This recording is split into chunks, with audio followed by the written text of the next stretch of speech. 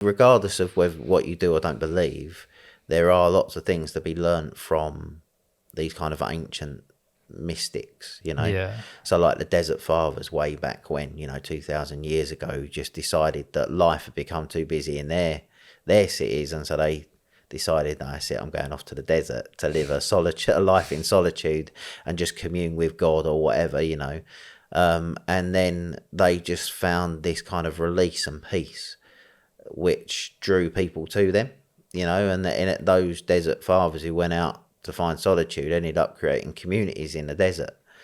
And then, you go down the years and you find like the Benedictines, the Franciscans, other, Carmelites, loads of different spiritualities, people who essentially, whatever, regardless of faith or religion, whatever, what they're doing is they're seeking a higher purpose and more.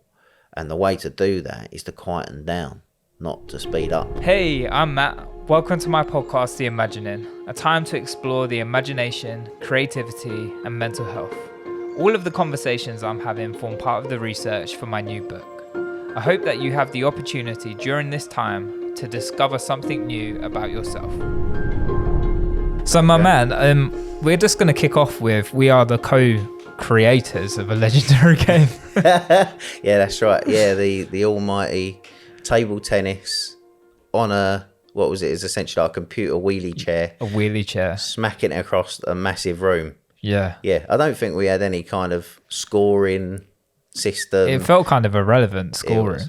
There was just like, too great for scoring. Yeah. It rose above all other sports. It did. And there was, I feel like particularly in your case, you were like quite matrixy about your moves as well. Yeah. I seem to remember you kind of like almost like skimming the floor with your head as you. Exactly. But yeah, no. It was a real elegance to the game. Yeah, I know. Yeah, exactly. I feel like it could be Olympics, but yeah. I'm with you on that. It's a real shame that it never got picked up. I know. Do you feel to this day it's one of those things I'll regret for the rest of my life? I didn't repattern that, because you know what'll happen in a couple of years' time? We'll have something like the Commonwealth Games, and it will be included. It'll be there, and I'll be ringing you up saying, "Is that they stole it? Yeah, what's going on? What's going on? Who have you been telling? What have you been exactly, yeah. Maybe it's this podcast. Yeah, maybe it's this podcast. We could give it away. Yeah, if anyone's listening, you can't have this idea. You can't have this idea, but if you want to invest, you could give money. You could give money. There will be account details linked at the end of the podcast. So tell us about yourself. Yeah. Who are you?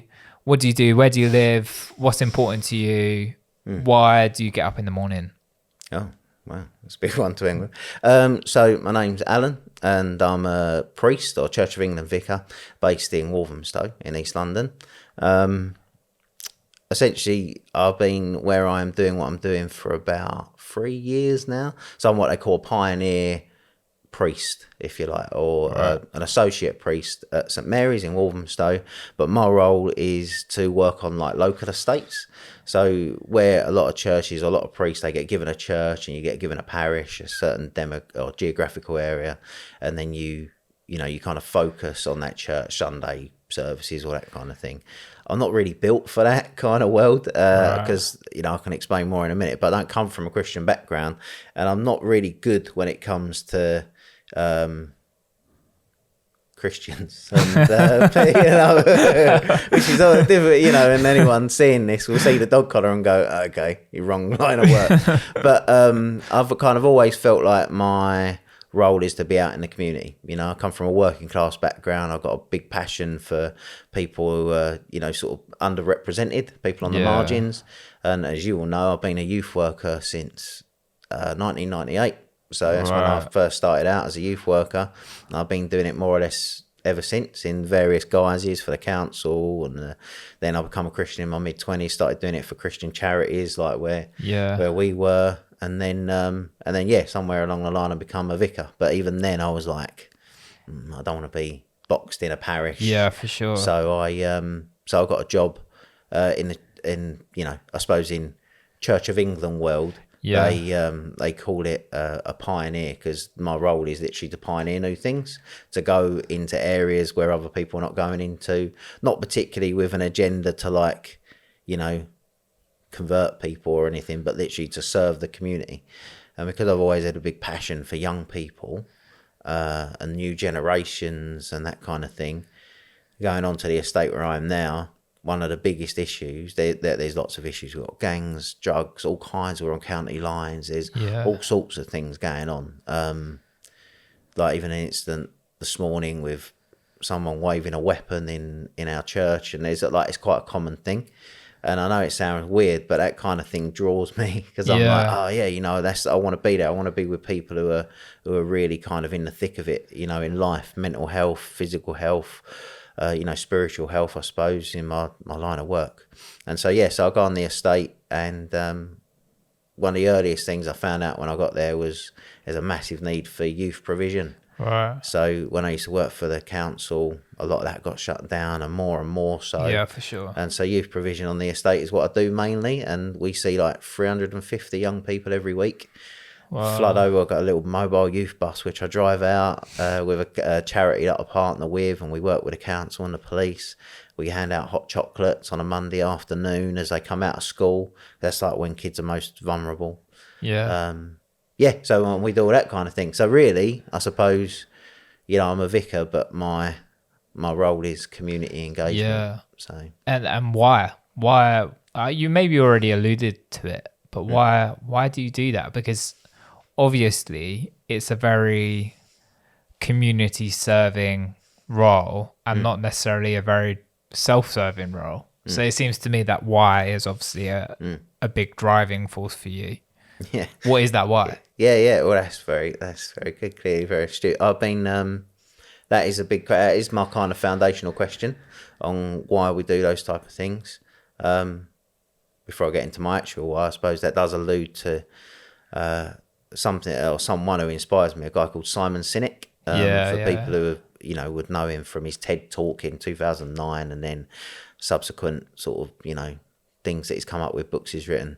But he comes around this concept of why we do what we do.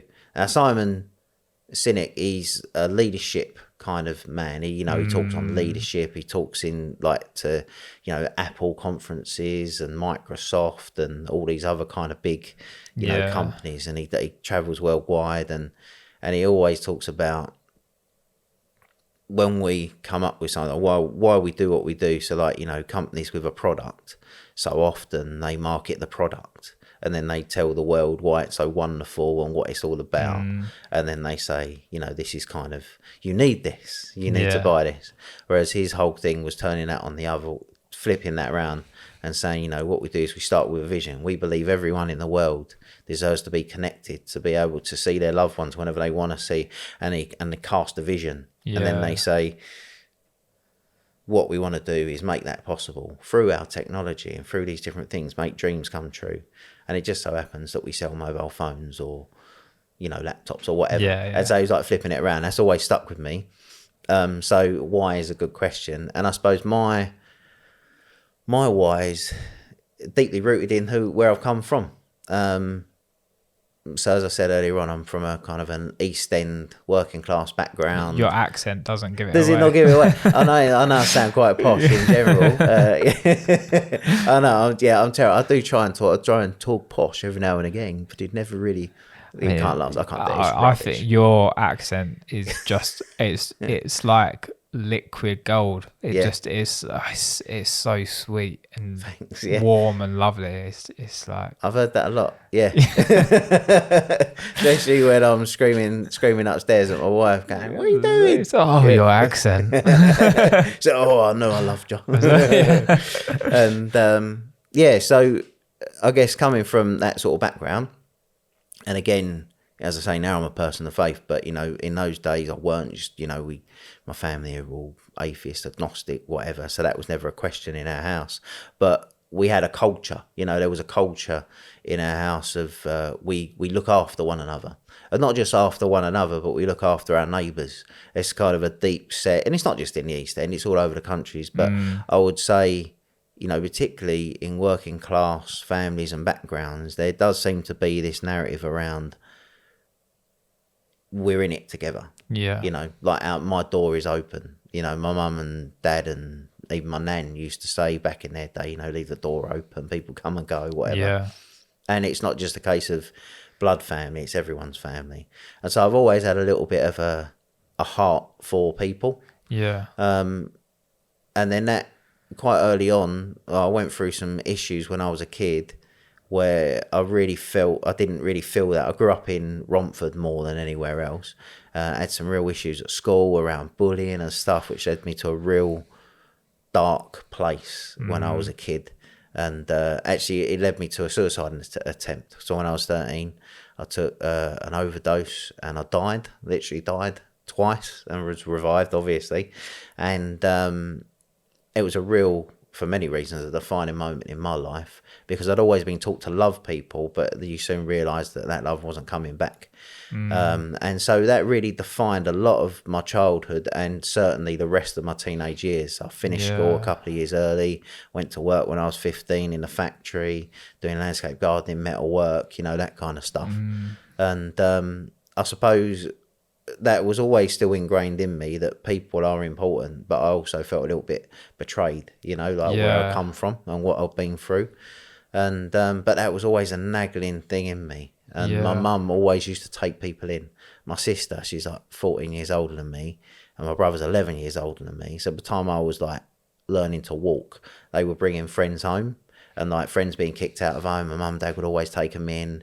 And so I suppose it was always presented to me, So after I'd gone through this stuff at school, and I was really struggling, and that's when I started to explore. For me, faith was my kind of outlet, I suppose, is where I found belonging eventually. I just started to think other people have gone through this. Bullying is not a phenomenon. It's not like it doesn't just happen sometimes to certain people. Everyone has probably had some experience of it, or seen it, or been around it. So I kind of felt like I wanted to combat that, because for so long I was scared to be around people, quite shy, very introverted.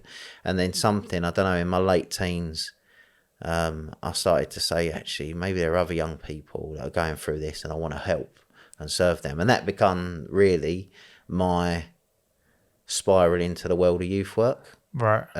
Just to serve other young people. The feeling, the motive of service. Yeah, that's right. And I think because in 1998 I was 17, and realistically I was working with young people who were like 13 or 14, they're only a couple of years younger than me. And so I suppose I had that connection point, because it was still very real and very raw for me.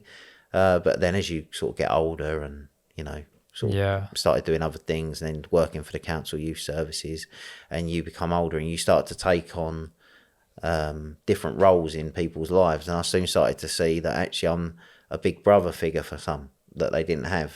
And I started to think, okay, well, I start connecting with young people in that way. And then as I get a little bit older and they start getting a bit older, I start becoming more like a father figure or something. And so now at the grand old age of 42, I'm like, some of those young people are in their early 30s, like yourself as well. And got lives going on, and I still connect with people, and I'm still there for people. And I don't know, it just brings me joy, brings me a little bit of, I don't know, contentment, I suppose, as well. So why I do what I do, I'm not always sure.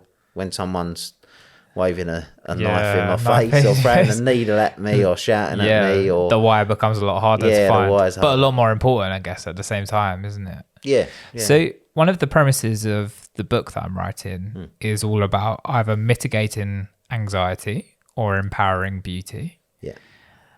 How do you understand that you're doing that in your role? And do you feel like there's slightly more emphasis on either side of that because of where you're working, the context of where you're working? Do you feel like you have to give a lot more time to mitigating anxiety?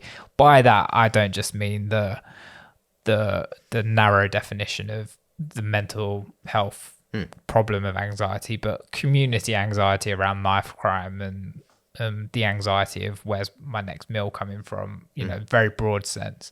Do you feel like you have to give more time to addressing that? Or do you feel like you have a fair whack of time where you can invest in empowering beauty? Yeah. No, it's interesting. It's a good way of breaking it down, I think, mitigating anxiety, building beauty. But I think a lot of my time is more kind of helping people on the anxiety side of things, So the estate where I work, and again, this is it's the places that I don't always seek out, but always end up in, where it's kind of more rundown parts of society. So Waltham Forest in general has got lots of kind of very wealthy places and quite, you know, not wealthy place, deprived. It's got a real big split. I mean, a lot of London boroughs do, don't they? Where it's just very polarised. It's right next to one another, you know. Yeah. And so the estate where I work is literally, you got an estate, which is something like 620 something apartments, all squashed into this one kind of winding estate, and then all little estates around it. And then you got the church, St Mary's, where I'm licensed as the associate, and then you got the village, which is kind of like very trendy, you know, whatever trendy looks like nowadays, you know, kind of it competes with Hackney and all those sort of areas. Got microbreweries popping up everywhere, box parks, new university going, all, you know, so it's really sort of up and coming. But what happens is the people who live on the estate feel forgotten and kind of skipped over. So the village got a lot of investment, the town hall got lots of investment, other parts of the area get a lot of investment, and then you've got these little estates, people who've lived there for years, and they're just like, well, what about us? You know, where's my investment? You know, and that does breed anxiety. Because, I'm sure, you know, you got people living in these little flats who are, you know, they're cold at the end of the day. Their houses or flats are not insulated. So St Mary's, we do something, community organising.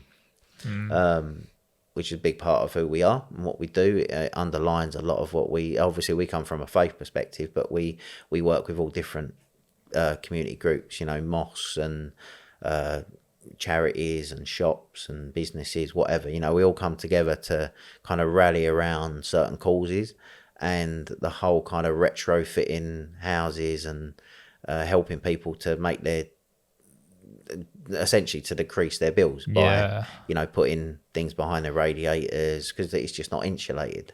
People are all crammed in, so it's a real kind of bring down to live in that situation. So anxiety is always high. Just so prevalent in these communities, and that idea of being forgotten as well. I mean, I guess we don't normally use that word talking about communities, but it's so easy to see how if there's been development, you know, 100 meters over there, 200 meters over there, and then you're not the part where it should be developed.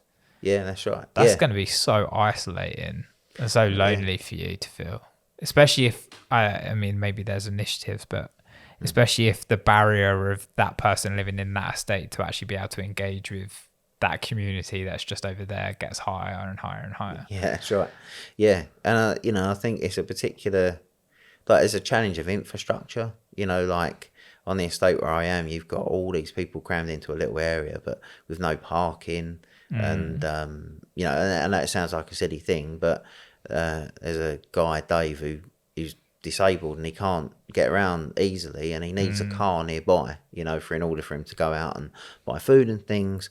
But whenever he tries to park somewhere, he gets a ticket and he ends up paying all these different tickets, and you know, so little things like that. And then down to the people's energy bills are too high because they're trying to heat a little flat which is just leaking heat because, you know, there's no insulation, the windows are really, you know, rubbish and all that kind of stuff. So there's some real issues, and all that, of course, it raises anxiety. You got families in there, and again, you know, I can think of a few who have got like 2 or 3 kids, two bedroom flat, and they're trying to provide for them, and there's all these sort of things. So there's this idea that, you know, we've been forgotten about, no one cares about us, and then they wonder why when the council or whoever tries to engage with them, they wonder why they're so hostile. You know, so I suppose like what you're talking around, particularly around anxiety, most of my time is trying to help with that, trying to serve people, because there's that high level, especially when we've got, and again, people know these estates are open for you know, well, are full of vulnerable people. Basically, it's open for business, and so you know, that's, of course, you get drug dealers and other people going down there. A load of people using. There was a brothel at one end of the estate, and so you can imagine, you know, it's just little old me going in there saying, "Oh, what can I do? You know, how can I help?" But what do you feel? Obviously, there's not a silver bullet, but what is the what is the tools that you're using to overcome and build on some of these challenges? I mean, obviously you've identified the very real practical thing of insulating someone's house. And that's just a super practical thing of, if someone's electricity bill is way too high, how can we reduce it? Or how can we, just reduce the need for electricity? Yeah. Do you feel like there's any other things that people should be doing or helping with? And obviously it comes out of the need for a relationship first, and taking into account that it would be weird to walk into someone's house and just insulate it if you don't know. Yeah, exactly. You just go in there with a bit of insulation. Yeah, exactly. I'm just going to pop this up. Is that right? Exactly. Yeah. Actually, you've hit the nail on the head, as they say. Relationships, that's the bottom line, really. So when I arrived in my current role, and similar to other roles where I've been all around East London, out in parts of Essex, doing this kind of job for a while. And I always encounter people like, we want to go, we want to go and save the people on the estate. We want to go and save them. And that means lots of different things to different people. Yeah. But it's like, they're the ones in trouble. And what they do is they do events. They're like, we're going to do this event or that event. And even community organising to some extent can be a little bit like, it's all about empowering people to kind of rise up and have a voice together. But sometimes it can look a little bit like, we want to come and lead you. And, and it seems a little bit difficult. But when I arrived, there were all these little programs going on. And I said, well, let's just spend some time listening. Let's just talk to people. Sometimes me being a vicar, wearing a collar, it helps. People want to talk, as we said before, there's maybe not a move towards religion in any way, but there's certainly a spirituality about people searching for more deeper truths, like mysticism, all those kind of things. And so I think sometimes people want to talk to someone like me because they're like, I'm searching. It may not be a Christian thing. It may not be any religion thing, but they want to ask bigger questions. And I get that a lot, you know. And then some other people, it's more of a barrier, those kind of things. But I'm like, one way or another, there's a way in. So, we started talking to one or two people, and then it was a really helpful conversation. They said, that vicar across the road, he really wants to listen. And so they brought their mates. And so we had a little meeting in someone's flat. And then this common theme around young people, we've got all these other issues. But again, they were really worried about their young people because there's no outdoor space for them to play. When they do go out, you've got dealing going on, what's safe, which is why we started the youth provision on a Monday. And all of that came out of building relationship. And then since doing that for the last 2-3 years almost, that has also built more relationships. And now I'm able to go into all the schools.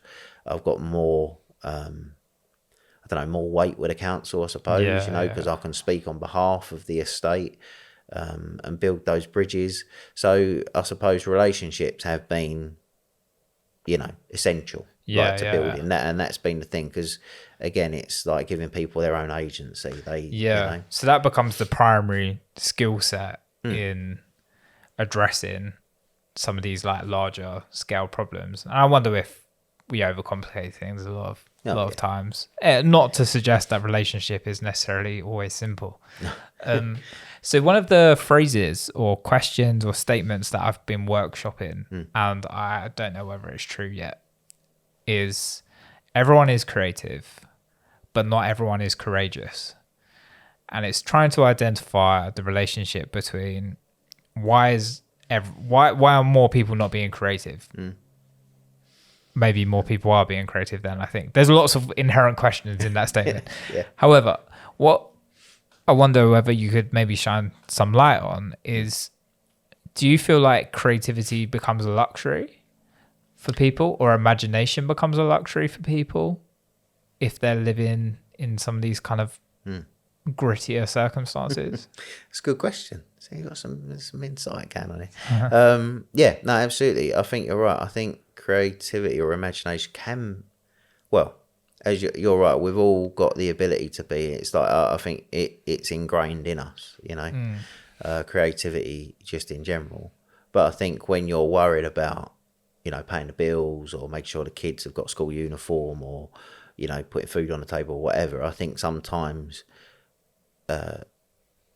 you haven't got the luxury, as you say, to sit there and actually think about what inspires you. Because when I think about imagination and creativity, for me, it all comes back to what inspires me. Yeah. You know, because that's what gets my mind, you know, buzzing. You know, it might be a phrase, it might be a picture, it might be creating something. I used to do metal work, and I remember making things, and in the process of making it, getting into the gritty details of whatever it was, I remember being really inspired and thinking, oh, you know, and like learning lessons, and that got, you know, and it can be a bit of a luxury because you haven't always got that opportunity. Yeah. So yeah, no, I think you're right. I think creativity because I think as well, just to inject, it's almost like some people are using up all of their courage on getting through the day. Yeah. There's no courage left No. to, you know, break out of the mold or do the thing that would really make me happy. Yeah. It's, you know, your tank is empty of courage. You've used it on finding food or making sure your kids are okay. Yeah, yeah. And I mean, that's devastating. That's so sad, isn't it? Yeah, yeah. It does, and it does sort of dwindle people, you know, on a, I suppose, you know, it affects people's mental health for sure when you can't, you know, express or, you know, or you're not finding that level of inspiration. And you're right, it's courageous, you know, because people have to, you know, kind of, there is this term in it we throw away sometimes where I'm just plodding along. You know, people say, how you doing? Yeah, I'm plodding along, you know, getting on all right, that kind of thing. I get a lot of that on the estate, you know, people are always plodding along. Yeah.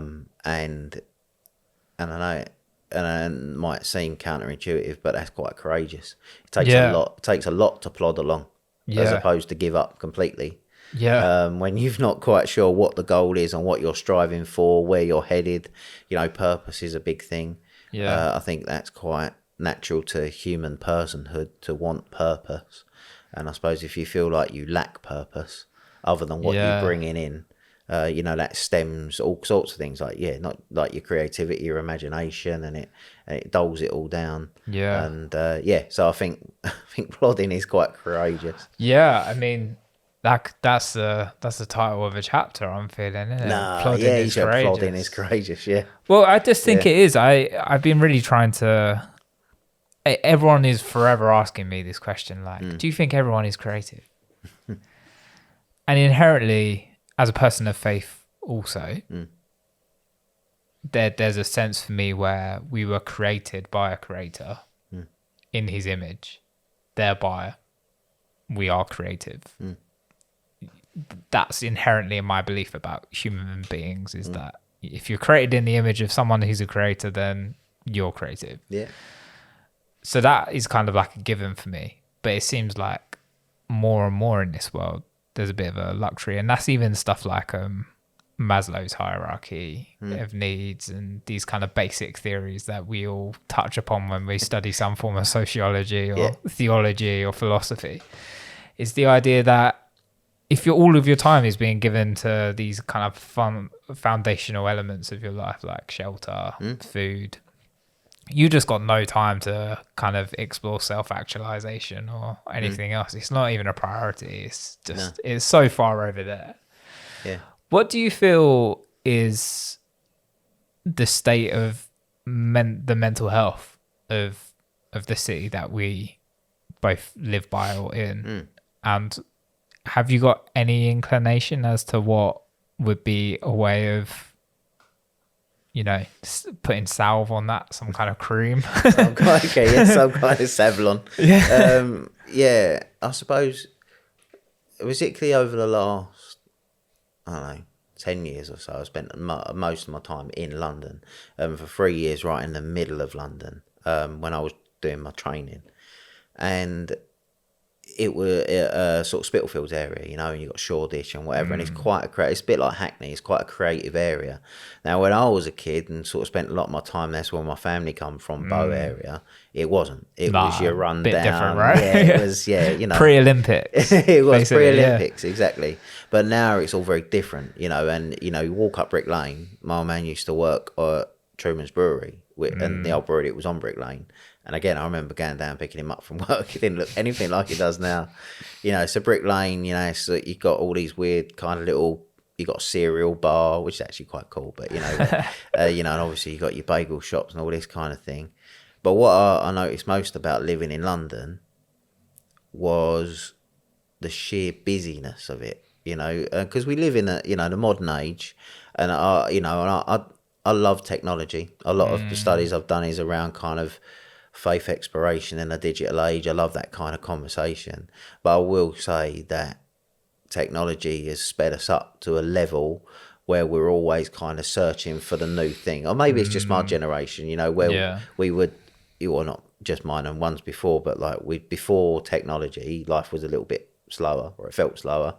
And now it's really fast and we're trying to catch up. Maybe subsequent generations who have grown up with technology feel different, so I can't speak on behalf of them. But for me, it feels like life has just got infinitely busier, and living in London, I was just like, this something happening all the time, like non-stop. You could go out 3:00 in the morning and find, like 500 people walking up Brick Lane.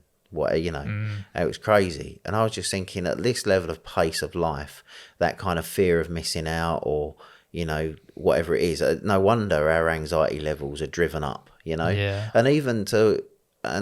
this is where I wonder whether that balance between creativity and anxiety as well, because so many people I know are creatives, are like web designers or artists or whatever, and sometimes that constant drive now to create content, like content creation is insane, and I'm thinking, wow, okay, I never had to do that. I never had to create content when I was a kid. And so I feel like part of the salve, if you like, or some maybe one answer out of many, obviously again, we've touched on both being people of faith, but coming from an atheist background, I remember feeling like I missed something. Maybe it was a sense of purpose or whatever. But regardless of what you do or don't believe, there are lots of things to be learnt from these kind of ancient mystics, So like the Desert Fathers way back when, 2,000 years ago, just decided that life had become too busy in their cities, and so they decided, that's it, I'm going off to the desert to live a life in solitude and just commune with God or whatever, and then they just found this kind of release and peace which drew people to them, and those desert fathers who went out to find solitude ended up creating communities in the desert. And then you go down the years and you find like the Benedictines, the Franciscans, other, Carmelites, loads of different spiritualities, people who essentially, whatever, regardless of faith or religion, whatever, what they're doing is they're seeking a higher purpose and more.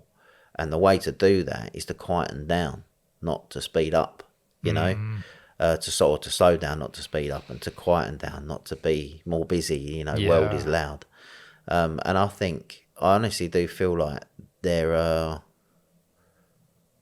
ancient things we can tap into, which will help us in the long run in our busier world to ask questions like, what does it mean to be a person? For me, that's a big thing. Anthropology, like, what does it mean to be me? We've got questions around, so St. Mary's is an LGBTQ plus church, so we're inclusive of everyone. Our church is literally, everyone comes, everyone is accepted and loved just as you are.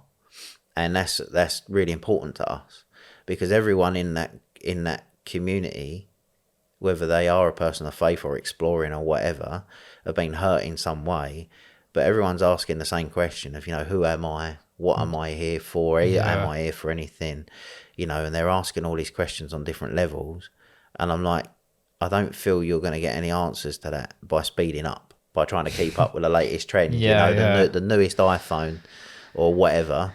And I say this as someone who always wants the new thing. But I'm like, that's not going to solve it. That's not going to help.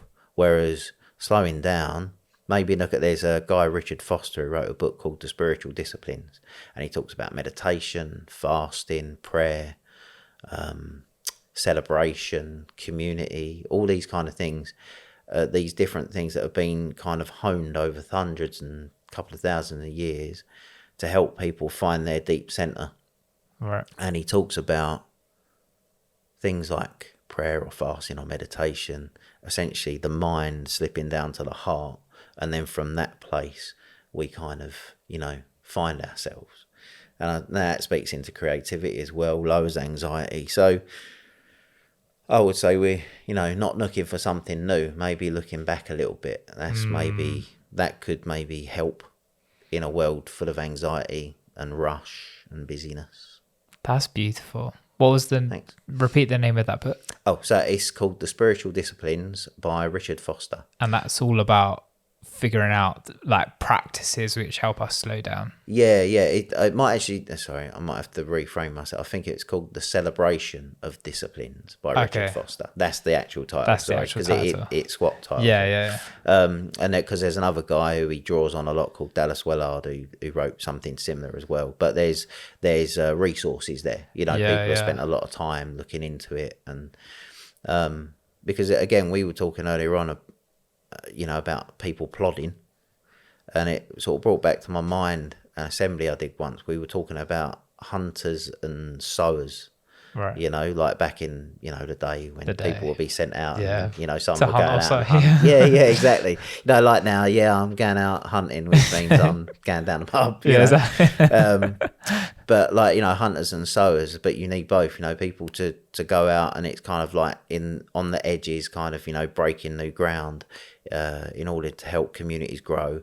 But then you need people who are sowing, people who are kind of looking at the long-term investment, because you can't live off of, just meat or hoping they come back with stuff. And so, even way back, hundreds of thousands of years ago, and there are, we kind of already figured out, we need long-term investment. And I think we tend to think about that in terms of, our community, our society or whatever, but we don't always necessarily think about ourselves in that way. I think there's a time when we need to go out and get what we want, and we need to strive for things. I think that's good. But I think there's also a time where we need to be a little bit more attentive to ourselves and think about what we're sowing. What am I sowing into my life and into the people around me?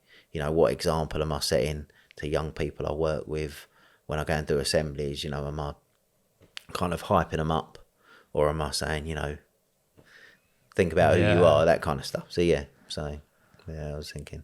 But spirit, a celebration of disciplines, well worth a that does sound good, because I think that it's one of them sayings which can get quite ambiguous when someone says, what you really need to do is you need to slow down. And you're like, what do I do? Walk slower, think slower. And often it's like try and still your mind. It's kind of, how do you actively do nothing? Or how do you actively stop moving forward? It's almost like a bit of a paradox in the way that we think. So I think that identifying some practices that say, no, this is a way that people have practiced, like you said, for thousands of years, the art of slowing down, and that doesn't just belong to any people, culture, group.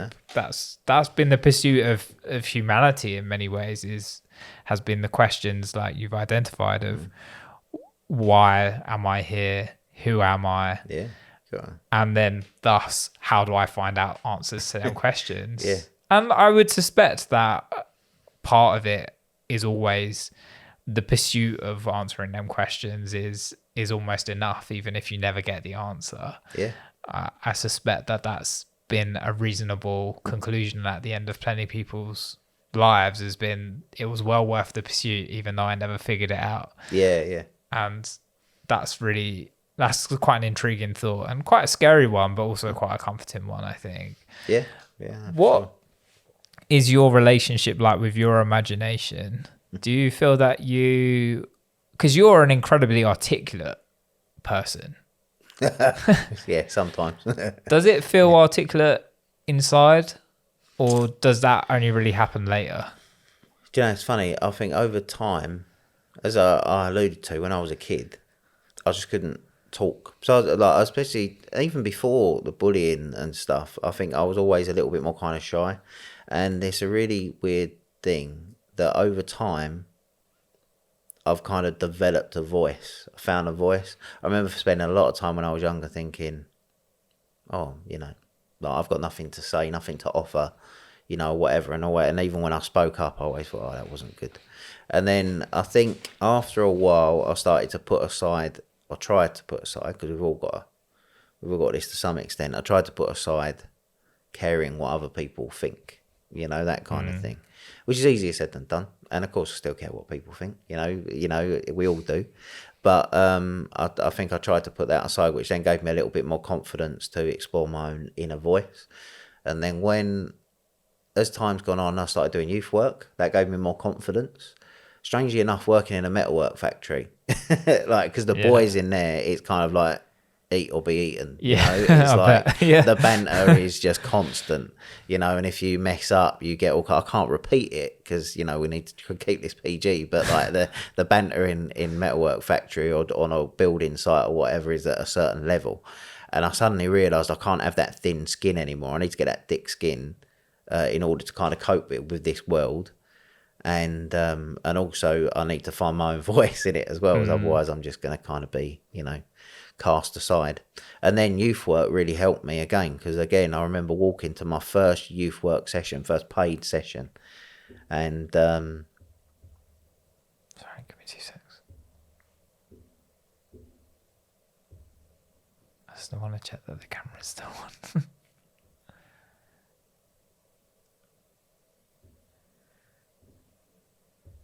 Let me just check.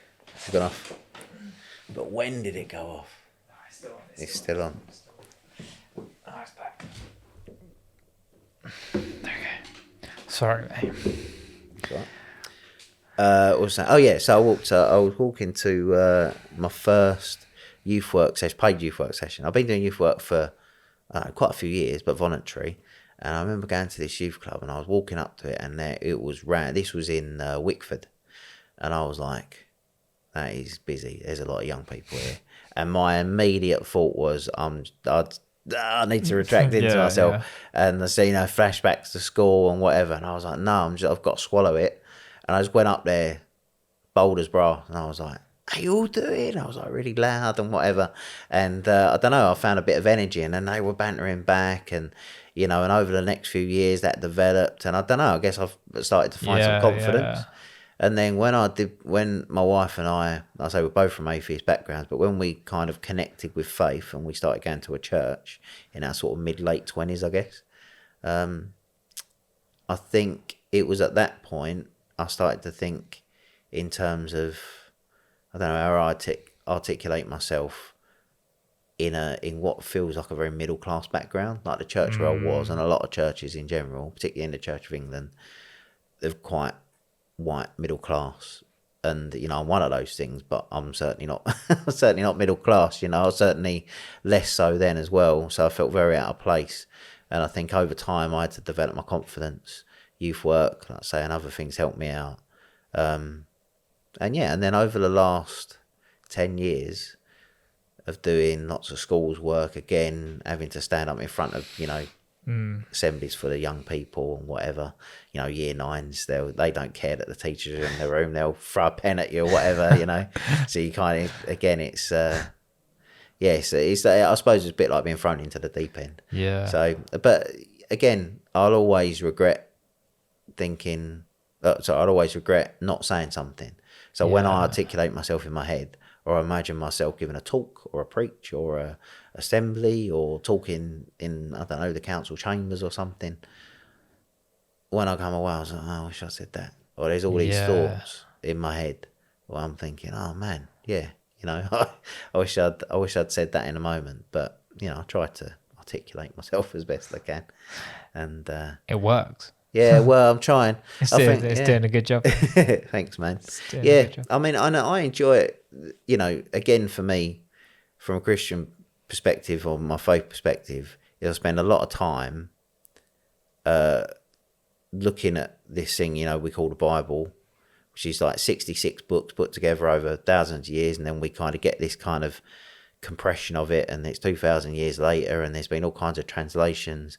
And so when I had the privilege, this is someone who didn't finish school, I had the privilege of doing 2 degrees later on in my sort of early and late 30s, of going to college and doing some Bible study, and suddenly this narrative started to come alive, and we're talking about imagination, and I realised that for a while I'd turned my imagination off, because I feel like as a kid, my nan used to tell me I would sit and play with my toys, my little action figures, for hours without a sound. Other people's kids would be messing up, but I would just be entirely in another world. I've always had that ability, to my detriment sometimes, because my mind drifts off. And I'll be doing one thing and my mind's in another world.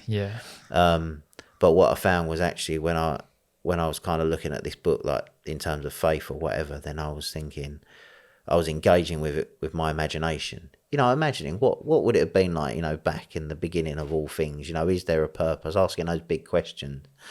And so I've actually found that really helpful for my imagination, which has then led me on to other things. And like tattoos, as you can see, again, I found a few years ago when I was doing my study, I found out about cathedrals. And cathedrals were, like, up until about 500 years ago, we didn't have any written Bibles in the way we've got them now. It was all Latin and Hebrew and whatever. And so, only the elite, priests or whatever, Catholic priests, would be able to read them. Not like poor people, not like me and you, mate. We wouldn't be allowed to touch it. We wouldn't be able to understand it, So what kind of people started to do was, in their pictures and their paintings, and particularly through the medium of stained glass windows, they called it the poor man's Bible, because people could go and interact with these stories, and you don't have to be a person of faith to know that the story of David and Goliath, which I've got tattooed on my arm here, is all about facing our giants in life.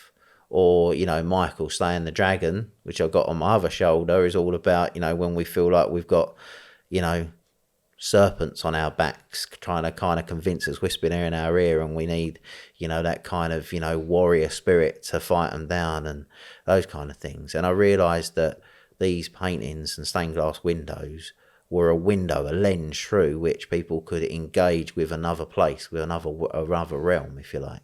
And I'm not a particularly... I couldn't walk you around the Tate and tell you what all the artists are about, but I suddenly found a passion for this kind of artwork and these glimpses and windows that the artist had given. And obviously, particularly when it comes to stained glass windows, when it's like a lens through which you can not just read this book, but you can actually engage with it, engage with the story, and put yourself in it, which is another ancient spirituality. It's Ignatian spirituality, where you put yourself into something. And that's why I got all my tattoos, because I wanted to be a walking poor man's Bible, so that people could engage with big... It may not be about faith, but they might ask me about the prodigal son story, and I'm like, it's all about being lost and coming back and being welcomed back. Or, you got Jacob wrestling with the angel on my forearm, and I'm like, I'm always wrestling with my faith, with my life, with my mental health, with everything. And so I actually find art, and particularly tattoo art, to be a real help for my mental health as well. So I think actually that's something that's really helped me to also articulate myself, because sometimes I can't. And so actually finding pictures or phrases or concepts help me to do that. They help me to articulate myself. So that's why I'm covered neck to hands in tattoos, because in all honesty, it's quite selfish. So I'm like, when I can't think of something to say, or I feel a little bit hopeless, or I'm down on myself, I might look at my fingers, it says hope, and I'm like, okay, remember hope. So actually that's my way of being creative. I can't design any of these, I can't draw for anything, I can't create in that way, but my mind is still creative. And I think that's what we need to tell ourselves. We think, I'm not creative, I can't be creative. But we're all creative in some way. It's just finding our medium. And I feel like sometimes we feel like I'm not good enough. It's like, you're more than good enough, mate. You've just not found your path, your way, your thing, So, and I guess like just the kind of journey that we've been on this conversation is first about that relationship, creating the safety for someone to be courageous.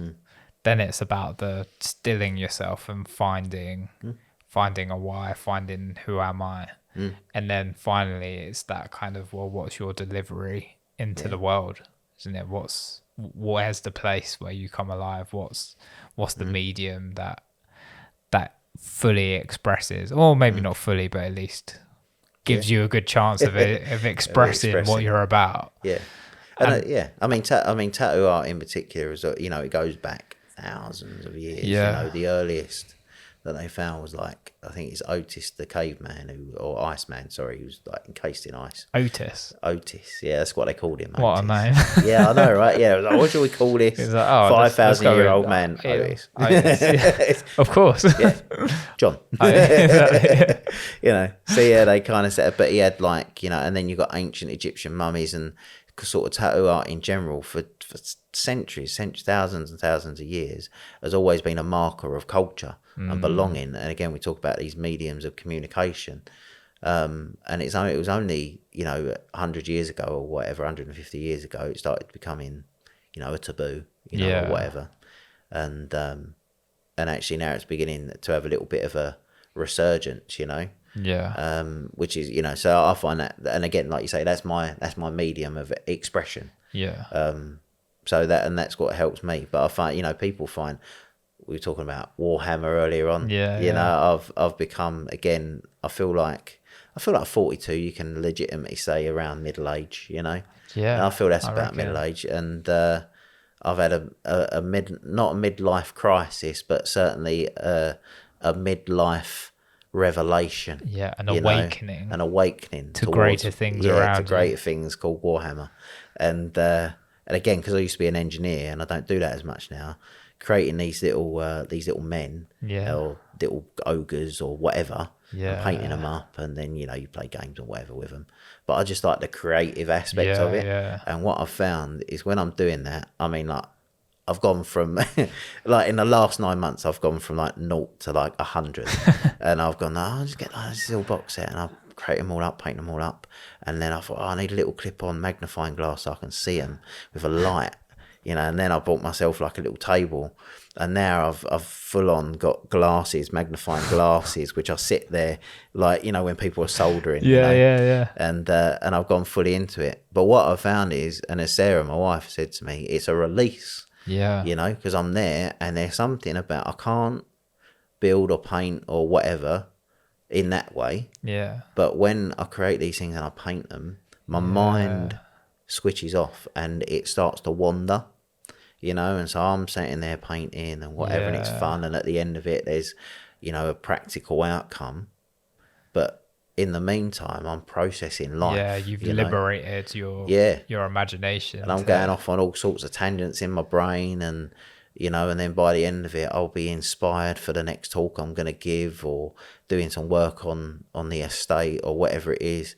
And I'll feel inspired, and then that inspiration then tumbles down. It's good to lower my anxiety levels. Yeah. You know, so I found my little release. Your little Warhammer. Release in Warhammer. Yeah. Well, bro, this has been an awesome conversation.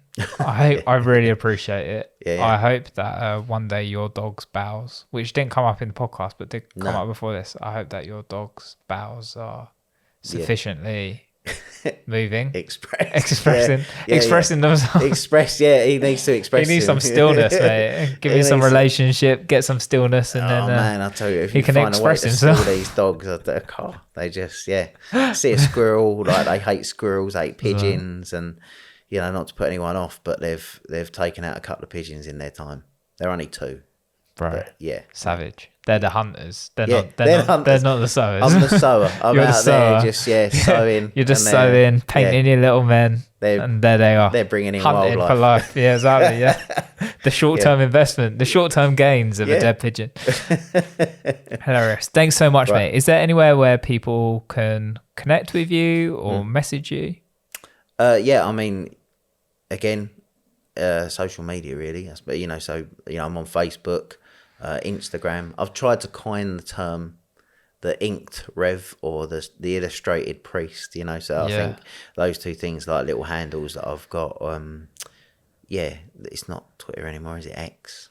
Yeah, X, those kind of things. So so those general things, cool, and I know you've got some links and stuff. Yeah, perfect. Yeah, and if anyone ever fancies everyone in Walthamstow, I come, you know, pop in St Mary's. There's a cafe. We've got an art installation. We've got gigs, all sorts of stuff going on. So you can also find a load of stuff. It's a creative church, basically. Yeah, so if anyone's looking, St Mary's Walthamstow, you find me on there as well.